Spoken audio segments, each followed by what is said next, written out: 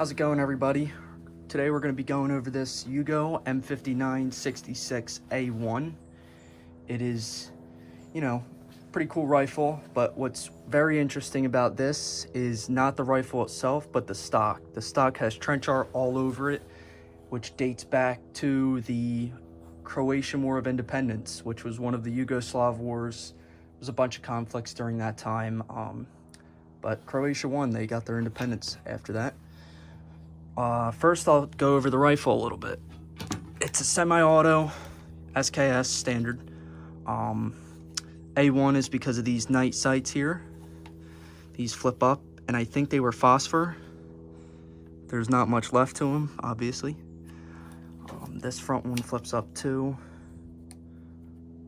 Just like that. You line them up, just like any other sight. It's got sling on it. Got the front end grenade launcher like Yugos do.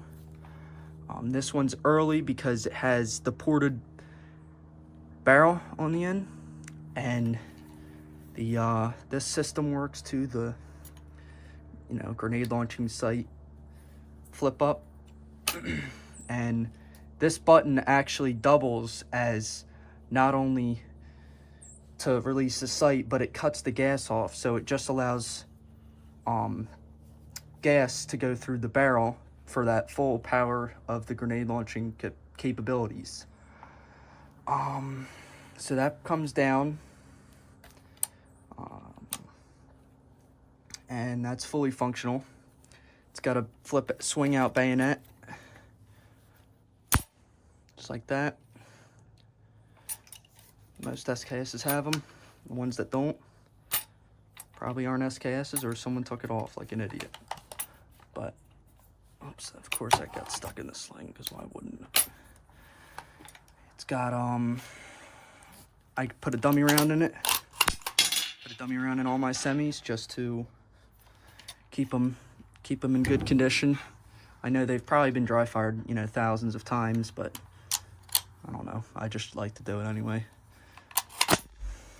Trigger pull, not bad. Yugos are very nice. Safety flip down, and I have a cleaning, these are hard to get, cleaning pack in the buttstock. Wow, I really can't. There we go.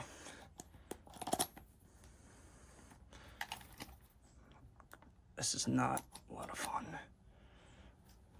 A little protrusion we got going on here. There we go. So then that comes out. You get your, basic cleaning pack. A lot of these and the AK ones are very similar. That's about it. These are just all fitments to go onto the cleaning rod right under the barrel right there. We'll throw this back in the stock.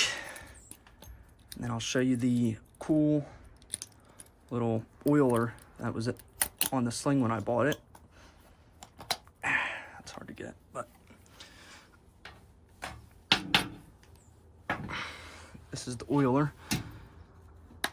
This came with it, and I don't know, the sling is very nice compared to the rest of the gun, so I don't know if it's original, but I really like it because that oiler is sick.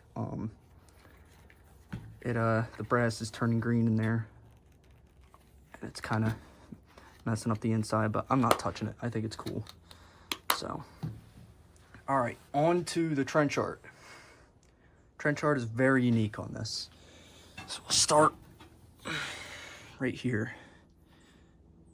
It says Greco HOS.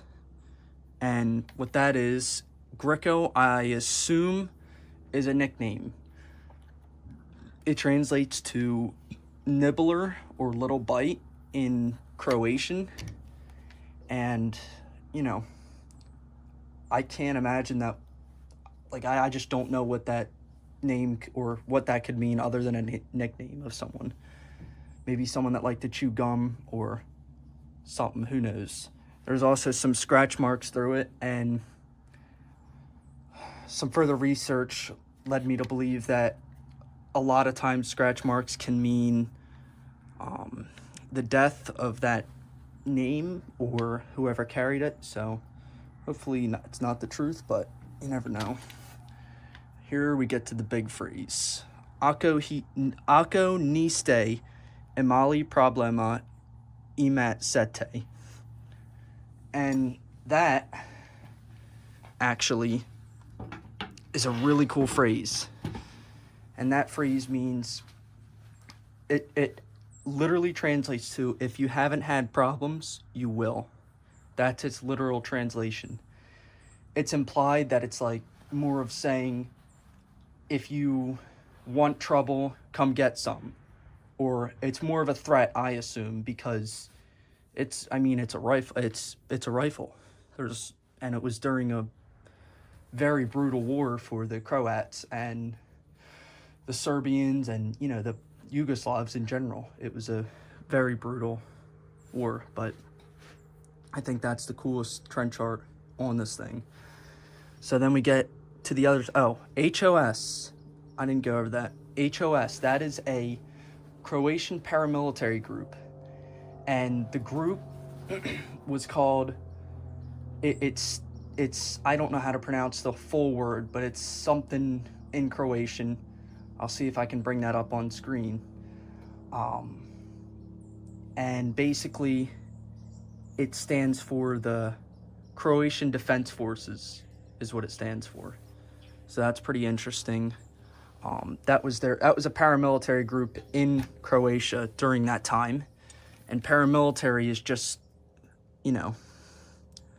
it's not like the actual, it's like almost like rebels, I guess, or something along those lines. This side we have TAN-A or Tanja or something. I don't know what that first one is. Zadom and HOS. And then there's a little Croatian flag right there, if you can see it in that little shield. So Zadom is a shortened version of the term Zadom Spremni. Zadom Spremni was the HOS chant. They used to chant that term, and it was, I think it stood for the homeland, was the chant. Zadom Spremni! Zadom Spremni! And that actually dates back to some pretty nasty stuff along the lines of, they were called the Ustaše, and that was an organization in Croatia during World War II, and they were very closely tied to the German Third Reich of World War II. So they had some close ties, and a lot of the pictures of HOS soldiers out there, you'll see them doing the salute, which is, very controversial in terms of, modern times. So we move down the rifle a little bit more. Lighting's getting pretty bad out here. So I don't know if you can see Plesko, HVO, Ivash, and Pele. I am assuming all nicknames. HVO is not a nickname though. HVO was another paramilitary group, and a lot of the HOS members once HOS was disbanded, and I think their leader may have died. I could be wrong. I'm not very, good in this understanding, but a lot of members went to the HVO, and that was assuming that's where this went, because it's got it on the rifle and it's got HOS everywhere, so we know it was an HOS. And it's just interesting. Anyway, the rifle is I just think it's one of the most interesting rifles of all time. at least in my, not of all time, in my collection. I'm gonna do a little loading, load these clips up. We'll do a little shooting here. The weather, let's hope it holds out for us. It might not, but we'll hope for the best. Let's see if I can get this. Oh, and this is Serbian made, which is kind of ironic, because that's who the Croats were fighting during that time. Wow, this is really, oh, there we go. So we got 10 rounds of this. This is basically just to show that SKSs can pretty much shoot whatever you feed them. Got some standard 123 grain and some Red Army standards 122 grain. But these are some of my favorite rifles, I mean, in general. But this one especially because of that crazy history behind it. That HOS group is just, it's so interesting to me. And I don't know who carried the rifle. I don't really want to know what it was done, what it was used for. But I think we can all infer for war, which is just a horrible topic. And I'm just, as cool as the rifle is, it's just sad to know what it might have been through, let alone the people that carried it. But it's just, I think it's one of the most interesting pieces in my collection. There's one stripper. This stuff is nasty. This stuff leaves a filament on your fingers once you load it. Gotta be the most weird steel casings on these Red Army standards. But HOS, very interesting group. Not so much on the Ustaše side, but the HOS itself, I think it's arguably they were just trying to defend their homeland and gain independence from the rest of Yugoslavia because of those horrible wars going on. But some interesting stuff that came from them. But the main thing of this era was AKs. AKs that was the main rifle of this time. And these SKSs, I like to say, outgunned, but not obsolete. I mean, AKs are full auto. These are semis only, but they are not obsolete. These are war machines. There's nothing else to it. They can be put through whatever you want to put them through, and they just keep going. But now that we're all loaded up, let's take her out to the range and blast some rounds through it. Here's a sight picture for you guys.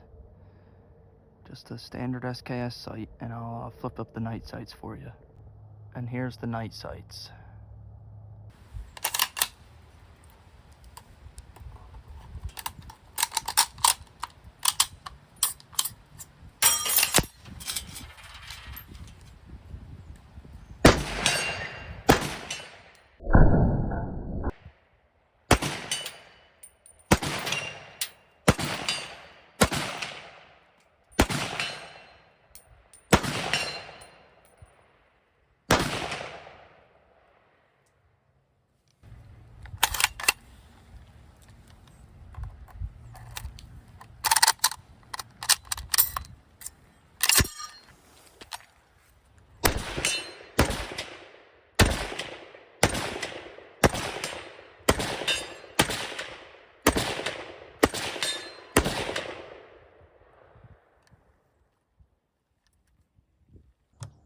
Thank you everybody for watching.